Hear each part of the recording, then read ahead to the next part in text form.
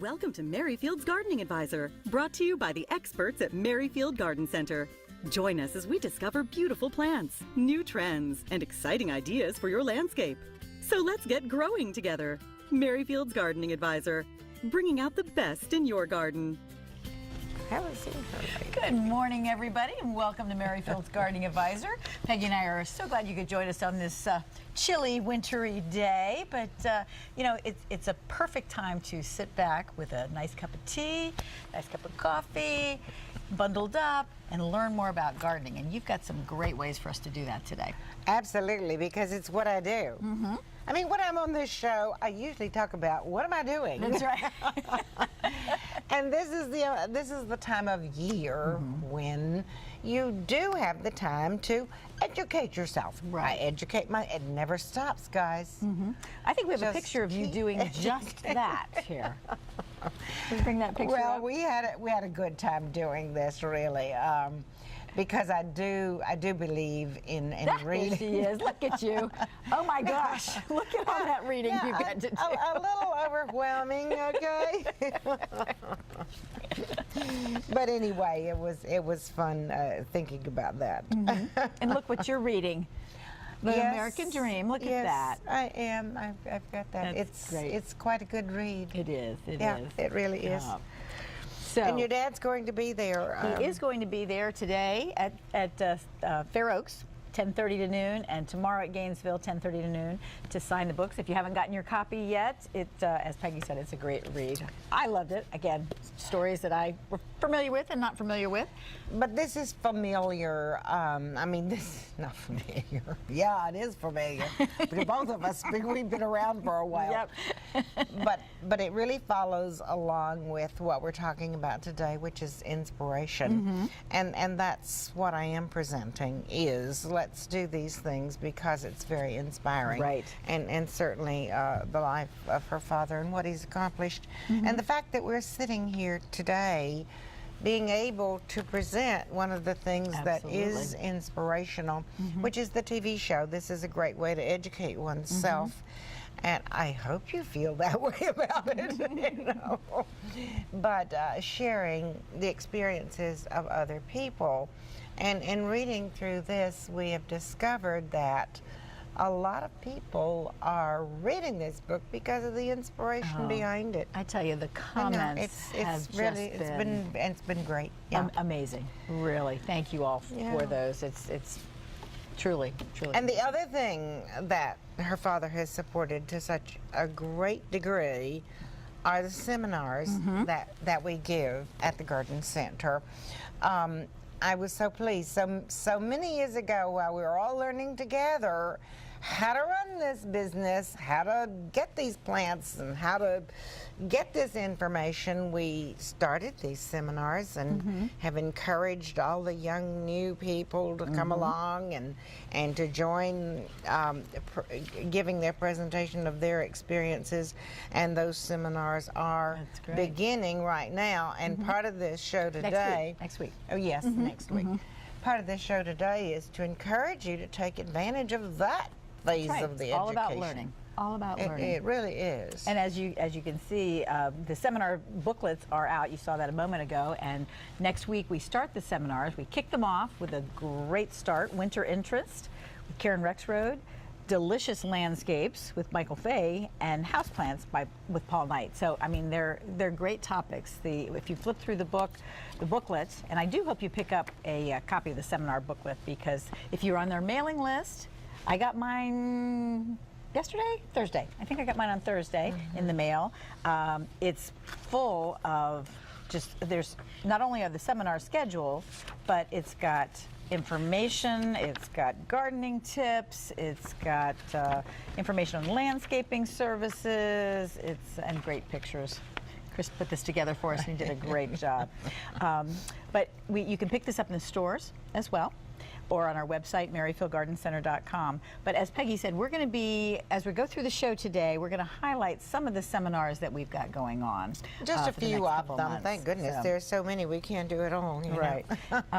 So we hope you will watch the whole show. We've got questions coming up later, but you've got a lot of great information for us today. Yes, primarily what I'm doing is featuring some of the magazines that I subscribe to.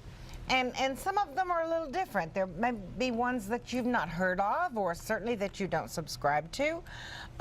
For instance, one of the first pictures, and I want to be sure that I credit all of these people, because the magazines are wonderful. They give us ideas, they give us inspiration, and some of the ideas that I took were from this particular one. Now, these are ones that I just picked up from my stack that I need to go through, okay? So That's what the winter's for, catching up. Really, it is. So they're not currently on the shelf. They're just good ideas.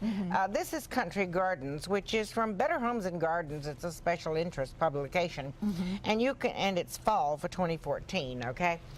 But I do want to credit that is Country Gardens, and one of the things that is another educational thing is shown, and I want to give credit not just to these wonderful magazines, but to the wonderful people that bring a lot of these plants to us.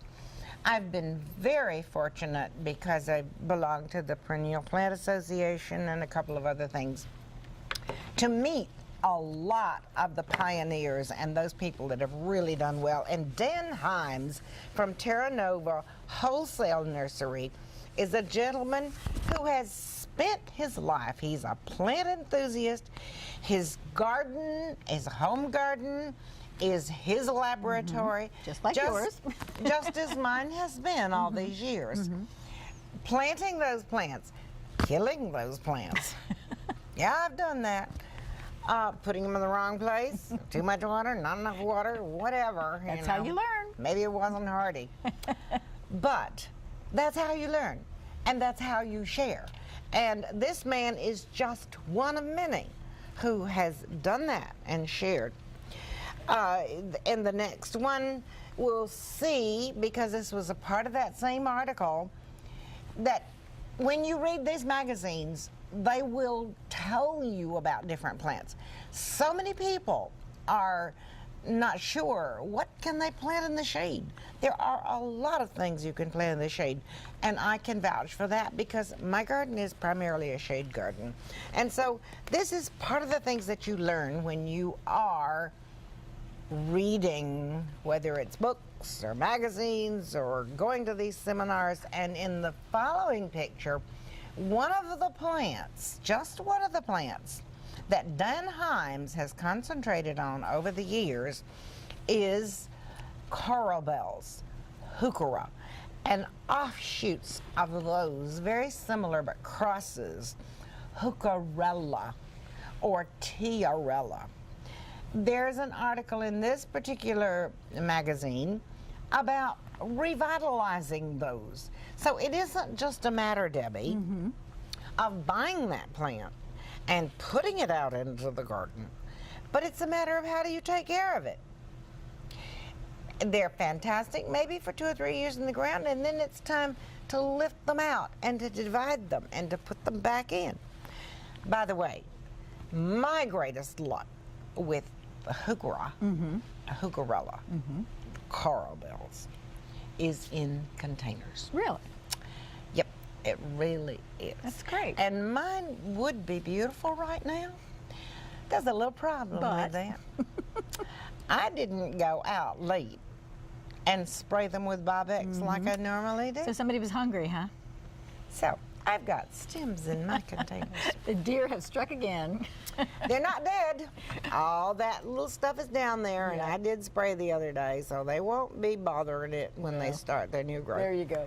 But you know, it happens to all of us. Right. All right, before we go on our first break, I forgot to mention, to remind you that our after Christmas sale at Merrifield Garden Center is still going on, but it's not going to be on for too much longer. They're starting to, besides thinning down, starting to put things away. So well, it's time to be a garden center again. It is, and that's what I was going to say. The seeds have come in. We're putting it back into it. And the birds. And the birds. So it's still there for you to take advantage of, 50 to 60% off. So we'll be right back.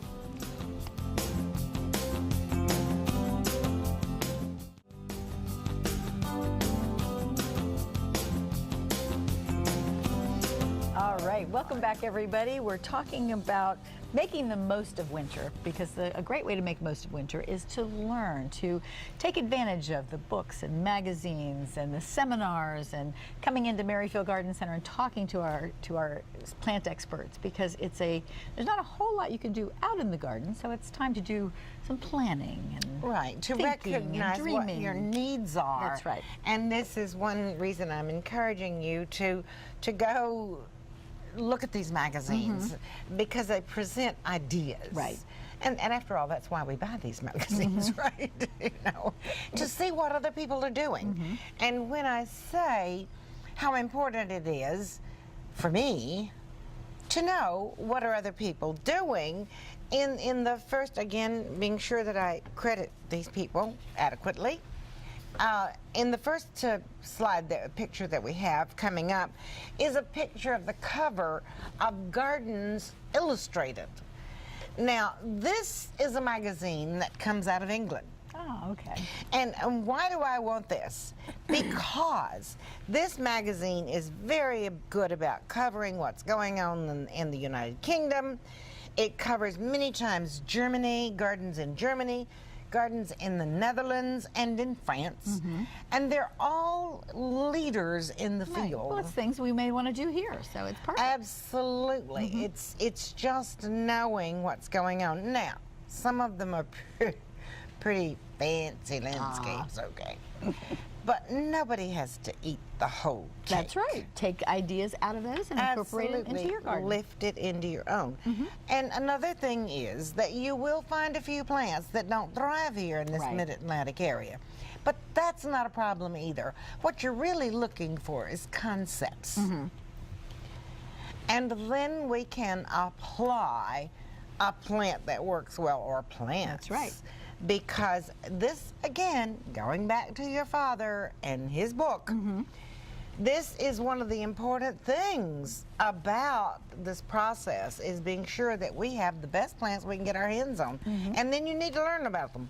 And what a beautiful way to learn about these. And there's more. This was actually the winner of a photography contest from Gardens Illustrated. And what does it do? It shows you contrasts. Look at the contrast there. Gorgeous. These ornamental grasses are incredible of how they work with the perennials and annuals. But this also points up how you can use your camera. And for those of you who have an iPhone camera, unfortunately, a smartphone. I don't, okay. I've contemplated it a few times, but haven't quite gotten there yet. Not made the jump yet. But it's a wonderful thing because you can record where things are in your garden. Bulbs, for instance. It's easy to lose track of where they are and dig into them, and I get so aggravated when I do that, you know? So your camera is good. Now, in this particular picture, this is flowering trees. You'll see in all these magazines, they feature the flowering trees, and this is a Melanchier. But you know, and it does have fruit, by the way, and they are edible, by the way, if you beat the birds to them. Okay. But this could also be a fruit tree. Right. Fruit trees bloom beautifully, too. That's right. And so they could be a big... Now, Michael Fay, in one of our first, I think it's next week, right? Michael Fay is doing delicious landscapes. Michael's very interesting to listen to about what he likes to eat out of the garden. You've got to come to this seminar because it's great. It's great. Well, Michael is a young person who has really put so much of himself into this learning process. Yes.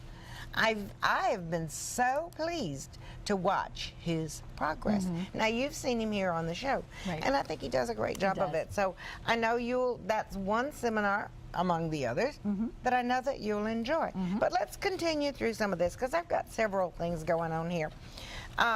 Design. We've got a number of seminars on design, and so you can see what plants go together, what plants work well, and there are a lot of designers that are giving, or several anyway, that are giving programs in these seminars. Absolutely. The following picture involves hardscapes. Hardscapes are a very important part of our landscape.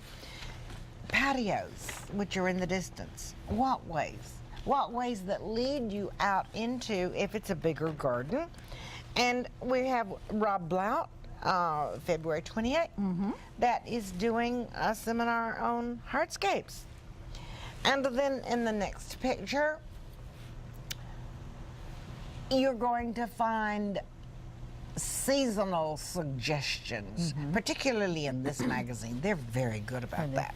This particular one was about spring. What are the perennials that bloom in spring? You need to learn, when do these things bloom? And so you have that succession planting. We've got a couple of things for seasonal interest. Karen Rexroad next week is going to be talking about winter interest. And in March, you're going to be doing gardening for year-round interest. And actually, this plays into all of our different ones. So let's take a quick look at two more slides before we go, if we may. You're going to see a few more of these pictures as we go through today. You may have just a small townhouse back garden or a small garden in general, and you need to make the most of it. You may need to define your space.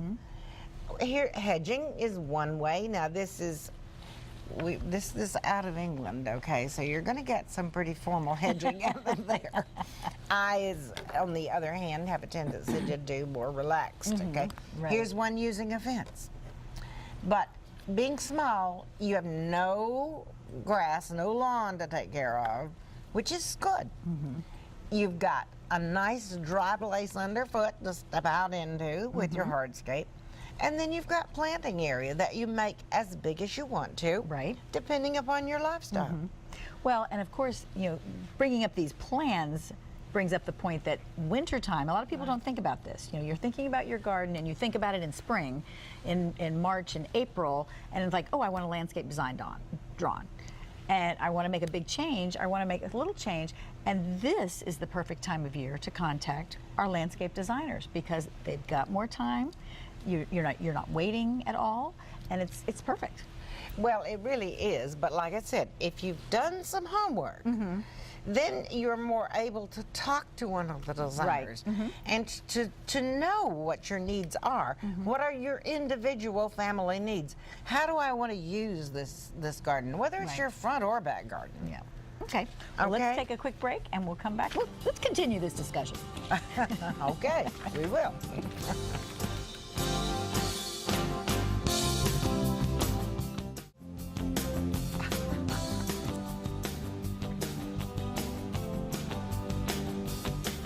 And so we came in on the little birdies, and I forgot to mention in the last segment, this is one great thing to do in the landscape is to include the birds, but feed the birds. I love to watch them. I have a feeder with suction cups on the window just above my sink, and they come up close and personal because I feed them, okay? And thank my son-in-law, because he always fills that feeder every time he comes over. Thank you, Michael. All right, we're talking about magazines. We're talking about reading, trying to learn more about what do we like. And I do this too, because I want to know what other people are doing out there. I want to try to keep up with all the new plants. Here is another magazine, Garden Gate, that you may not be familiar with.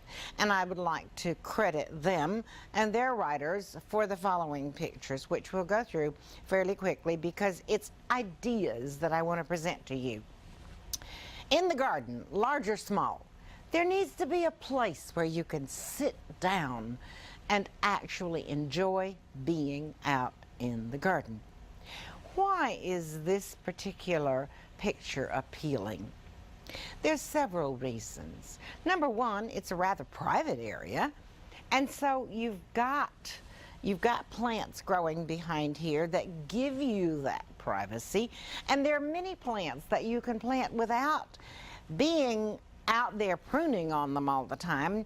You concentrate on those plants that are going to grow to the height you need without severe pruning. But if you do need pruning, we've got a seminar on that too coming up. Small trees, different levels. Okay, another landscape. You walk at it, it's hardscape again.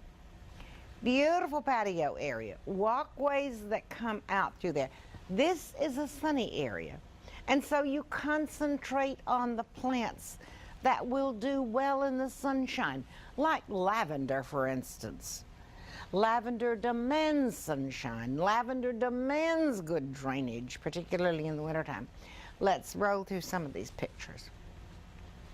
Okay, we're back to, and here again, they've had designers in this magazine presenting ideas. Let's say that this is a part of a big landscape, or let's say this is all of your landscape. And so it could be front or back. It doesn't matter. You can use both. You have hardscape, on which you have room to sit, to dine, to have a grill perhaps.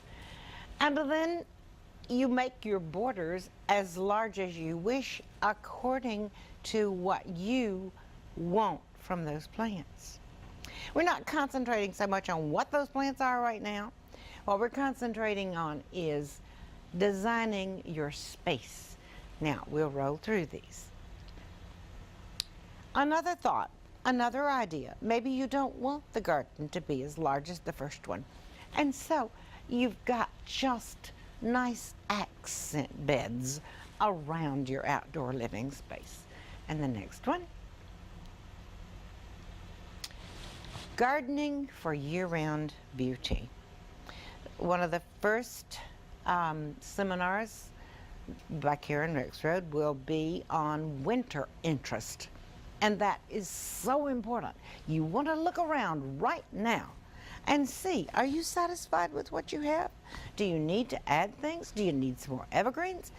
Think year-round beauty. And I think that we have a series of these now. So let's go to the next one. Okay, this is the same landscape, but it's a perspective taken from above. You have ample room with your outdoor living space. You have ample room for small trees, and beneath those trees, a diversity of plants. However big your landscape is, concentrate on diversity of plants to the degree that you can. Not one of everything, but some diversity, because those are the healthiest landscapes. Next one, please. Spring. Spring, you've got a flowering tree. It's a small garden, so you think in terms of what are the plants that can do this for me in the spring and still be interesting the rest of the year. And so you have a few things that are going to bloom in the spring. Maybe there's a little bit of a touch of an annual. Maybe there are pansies there, or the cool season annuals. Next one. You go more into summer, where you've got daylilies. You've got a few patches of other perennials here. And then maybe your small tree no longer is in flower. Maybe it's a Japanese maple, and it now has color in the leaves. Next one. Okay, we go into fall, which is another wonderful, wonderful season. Fall rivals spring for me. Now this tree has changed to beautiful oranges. Now your perennials have changed. Maybe this is an aster that's in bloom, or it's mums that you've tucked in for this color. So think in terms of the seasons as you go through this. I believe, is there one more picture, Debbie? Okay. Winter time. It's a very important time. You want it to be attractive in the winter. You may not need, for privacy, a solid evergreen, because you know the small trees and the small shrubs can give you that. Oftentimes you're not out there dining in the winter time, so maybe it's not important to have that solid line of evergreens. But look what you've got here. You've got the beauty of the structure of the small trees. You've got the beauty of the structure of the shrubs that lose their leaves but will bloom next spring. And then you've got enough evergreens to carry it through the winter. So these are important things to think about. And when you have the opportunity to look at these designs, to look at the thoughts of other people, you don't have to do it exactly like they are doing it here, but you may say, whoa, that appeals to me. I'm going to talk to a designer about that, or I'm going to put this in. So hopefully it's very helpful for you. And there are lots of beautiful magazines, there are lots of beautiful ideas, and we'll be back with more ideas in just a moment.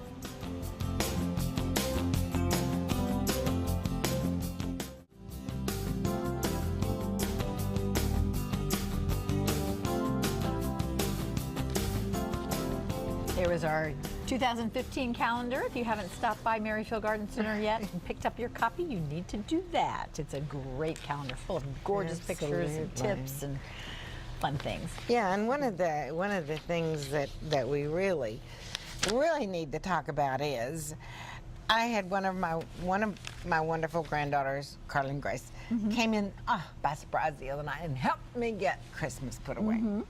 But you know, when I do that, I need some color. Right. Oh, it's amazing how I really need to. boring the house can look after the decorations. I need to down. visit the greenhouse, Yes. and I get some African violets, right. Yep. or the beautiful plants. And by the way, I'm very pleased that Paul Knight hasn't done a seminar, I think, for a couple of years. Right. And he is so good. Yes. And he's doing houseplants next week out at Gainesville, I think. Yes. Yeah. So, you know, houseplants, particularly those that are in color right now. Right. I Wow. enjoy Makes all the having difference. them, again, above my sink. This is where I enjoy having the flowering plants, because Right. I spend a little bit of time there. Yes. And the other thing is, I remember to water them there. Okay. Good point. Yeah. Okay. Okay. We've got a Got more segment to here go. before we're going to take phone calls. So That's right. what else can we tell them? Fine gardening. Now, this is back on this side of the water again. Right. This side of the pond. Okay, and here again, this is a past one. You won't find this on the Stands. the stands right now. How sustainable is your garden? Containers, designing with black plants. You see, there are different topics presented all the time, and they're current things. They're trends. A trend is multi-layering in your garden. Isn't that fun? To me, that's exciting. You've got contrast. You've got that beautiful hosta with the huge leaves on the background. And then in the foreground, you've got the contrast of a grass, but the color pickup of that golden color. But guess what's in the middle? A focal point. You don't have to spend a fortune. I walk through our statuary section frequently, and there's such fun things Oh, I know. there. And you don't have to put them all in one spot. You know? And Mary Kirk is going to be talking about that on February 28th. She's going to have some great ideas for you for some focal points in the garden. Yes, and she does a really good job with those too. Mary Kirk has a couple of seminars so. coming up, and again, it's on the design process because she's one of our designers. And here again, the more you know about what you need or what you want, the better off you are. Container gardening is just so in. Of course, I'm a You know a little bit about container gardening, don't you? container gardening enthusiast, That's right. for sure. So we will have seminars on those also. Right. And then again, the trees, the shrubs, the perennials. Do you want a border in the next picture? We'll bring that up. Are you looking for a border? Are you looking for a screen, a privacy screen? I did this picture because I just think it's fantastic. You don't see any blooms, any flowers. Come on, No, Debbie. but you see color. You see color. but you've got color. And this is a perfect privacy border. It's a blend of things. It's a few evergreens. It's a few small shrubs that, yes, they lose their leaves in the wintertime, but they're absolutely beautiful. And here again, another section of that same border, perhaps, that gives you the opportunity to do small shrubs. Look at the color that's so fantastic in that. And so this is the thinking process with reading up and knowing. But if we can take a minute more, I want to focus on, again, going back to our seminars. Right. And the fact that this is the time of the year where I would encourage you to do come in and to select. And you do have to make choices because there's often 3 going on at the same time. But this is a great opportunity for us who've been in this business for such a long time, or the Michael Fays who haven't been but have made it a point to be on top of their game, to share their experiences with you. And we have a lot of guest speakers. We do. And hopefully you'll see Robert Saunders from Saunders Brothers, who grows boxwood and beautiful flowering shrubs, is coming to us. Right. It's Scott Aker from the National Arboretum is going to talk about grassroots initiative. Now, what in the world is that? You'll have to come and find out. Yes. Well, primarily it's lawn grass. I think. But he can speak to any subject you choose. Right. And the National Arboretum, undervisited. You could go there now on a pretty day. Right. Or bundle up on a bad day. You know. Chuck Croft, who is a fascinating gentleman. He's actually going to be doing a repotting your bonsai workshop. So that's something I don't think we've ever done In before. all these containers, they do need repotting every now and then. Particularly, particularly the bonsai. Right. And if you go to the Arboretum, that bonsai exhibit is beyond belief. I know. You know, it's you know wonderful. something that we've never done, I think would be neat to highlight, is tips from your extension agent. Adria Bordas is going to be here with us on February 7th. And you know, it's a great resource. The Extension Service is a wonderful resource, and she's going to tell you about that. Fortunately, Adria is nearby, number one, but Adria is frequently in because she works with us in so many ways. Right. If And the whole there's Master Gardener something program, we too. yes, and that starts next week. I think so. And you know, the Master Gardener, I'm so pleased with that. Many, many years ago, I was one of the ones that helped begin that in Fairfax County. Yeah. And then because I was so involved with Merrifield, I had to step out of the program. Whatever. You know, but I still am very involved because they do meet and we do sponsor them. Well, you know, pick up the seminar schedule because, It's you know, incredible. Sandy McDougall, Nicole Schimmerhorn, and Andre Viette's going to be here, in addition to all our wonderful experts at Here Merrifield. you've got herbs, you've got Andre with perennials, you've got Sandy McDougall with perennials. This is the opportunity to learn about the plants that go into that design. Exactly. Yeah, it's great. So we're going to That's take a great. quick break. When we come back, we're going to take your phone calls, 703-387-1046. Talk to you in just a couple of minutes.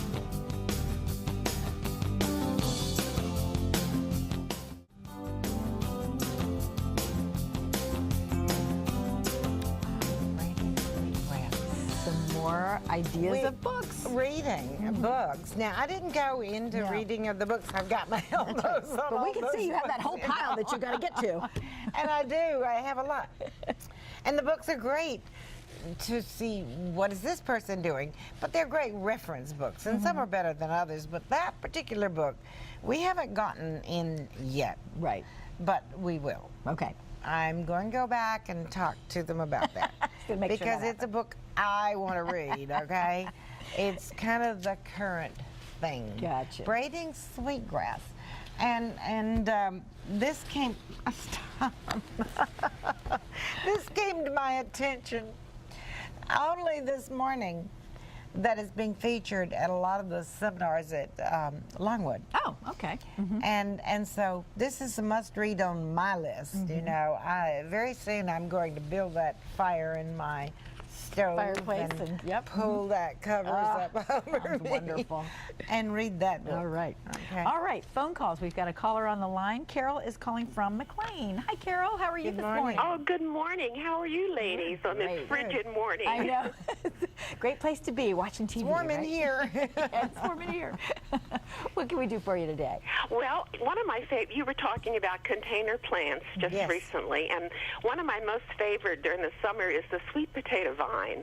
The green, beautiful chartreuse. It just brightens up everything, and I love to pair it with different marigolds and petunias. And I just hate to see it go away because when the first frost arrives. So I started some cuttings Good for you. before it frosted, and I brought them in and put them in water, and lo and behold, they had roots in no time. All Right. After they rooted, I stuck them in pots of dirt, and they've been beautiful, but just like the last couple of weeks, the leaves are starting to yellow, and I'm just wondering, what am I doing wrong, or is this the nature that they're not going to make it through the winter? No, they should make it through the winter. They're very hardy. A lot depends upon how you're watering. They need some light. They don't have to have direct sunlight all the time, but they need to be in a window or under lights. And water it thoroughly. My favorite thing to do with those small things is to take it to the sink and water it really well, let it drain off, and then put it back. And then don't water it again until it has begun to dry out some. Okay. So and don't panic. You can cut that back considerably and check the soil to see is it wet or dry, and don't let it go to the extreme of either one, because but they do need light. They're back in my bay window. I put bay them, windows should be perfect. Yeah, I put them back. That's where my Christmas tree was, and now they're back. So hopefully they'll do a little better. But should I prune them any as they grow a little bit? Absolutely, that's a good thing to do. And just a helpful hint, if you're wanting to overwinter some of these things, that is, I'm not going to tell you to eat it, okay? Because it probably won't hurt you if you do, okay? But that is a frequent We can question. check with Michael next week. You can dig that up at the end of the season and simply store the potato itself. Oh, okay. I hadn't thought of that. You could do even what I did as a small child. We would have the sweet potatoes, and the sweet potatoes were part of our diet all the time because we grew them. You can put that in the water, and then it will grow from the potato itself. So, yeah, it's fascinating. I think you're fine. I think, Carol, they're just telling you they didn't like it where you put them I when put you them put in the my tree. bedroom when I had my tree in the window. They wanted to be out amongst everybody. They're probably complaining that they didn't get enough light, Carol. That's right. Thank you Okay. for Thanks so calling much. Well, in. thank you so much. Have a great Enjoy your week. Thank you for show. sharing. Thank you. Bye-bye. Bye-bye. Okay, let's see. Ann is calling from Springfield. Hi, Ann. Are you there, Ann? Good morning. I think we may have You lost may be Ann. distracted. Hello? Oh, Hello. there she is. Good morning. Good morning. How are you? Good morning. What can we do for you today? I really enjoy watching your show. Thank you. I'm calling because I took my Christmas cactus in off a porch, a sun porch, which really does not get a lot of sun. Okay. And I put it in a sunny guest bedroom, and it has really profusely flowered. It's absolutely magnificent right now. Great. But it's about 10 years old. I've never fed it. I've never changed the soil. And I just water it every now and again. And I was wondering if I can actually repot this. I'm sure it'll break if I repot it, because You know, it's so Ann, heavy, about 2 feet tall. wow. So what do you suggest? And obviously you've been doing something right if you've kept this plant going well for 10 years. Now, those Christmas cactus, my mother grew them. I don't have them, okay? I don't have a lot of space in my home for houseplants. I have some houseplants, but not a lot. Before you do anything, call and talk to one of our greenhouse specialists as to exactly how you want to go about that, because that's a doable deal. You can repot it. You probably do need to put some slow release fertilizer in there later, particularly when the weather warms, and not so much in the wintertime, but just a small amount somewhat. But I'm not going to say that I'm the expert on that particular plant.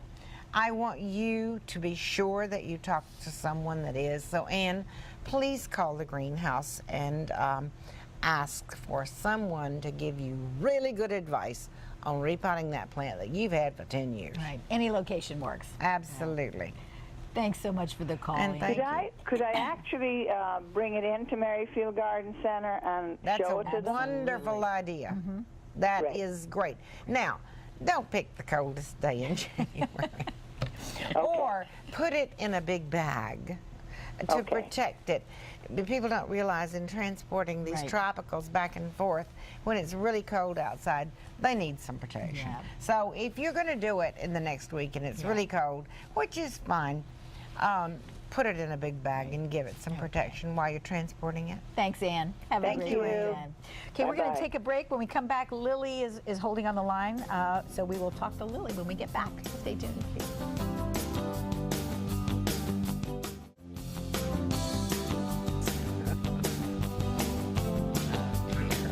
Okay, this hour has flown by, so we've got a little bit of time left. Let's get right to Lily, who's calling from Brandywine. Lily, you still Good there? morning. Good morning. Thanks for holding. How are you? I'm fine, thank you. Good. You have a quick question? My question is, I have a holly tree, and I can't seem to get anything to really grow under that holly tree, especially because it drops its leaves during the spring and summer. And so I can't even get monkey grass to really grow under No, things are very difficult under an established large holly tree. I have several of those, and I actually treasure them. So you just have to change your usage of that. I was smiling as you were asking your question, because one of my sons, when he was small, absolutely hated that big holly tree, because they would be barefoot and it would prickle his feet and all of that, because they do drop their leaves in the summertime. But I have reserved those. Number one, I have put, without going deep for the construction thing, I have put hardscape underneath one, beautiful bricks, and created just a small planting area where I was able to do Pachysandra. What is that? Pachysandra is an evergreen ground cover for shade. Okay. And then under another great big one, again, I just simply sort of keep it cleared out and mulched well. And so that's really kind of what you have to do for those particular hollies. But I always said, my Matthew, Mother, I want you to cut that holly down here. And of course, Well, I wasn't about to do that. And then when they bought their place, he had Well, this, they put a holly, right? No, they didn't plant didn't? it. It was this beautiful native holly, just gorgeous. Oh, Mother, no. I'm going to cut that Oh, tree down. No, Well, you're mine not. just grow naturally.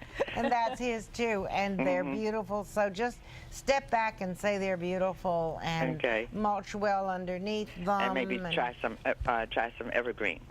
Evergreen ground covers. Okay.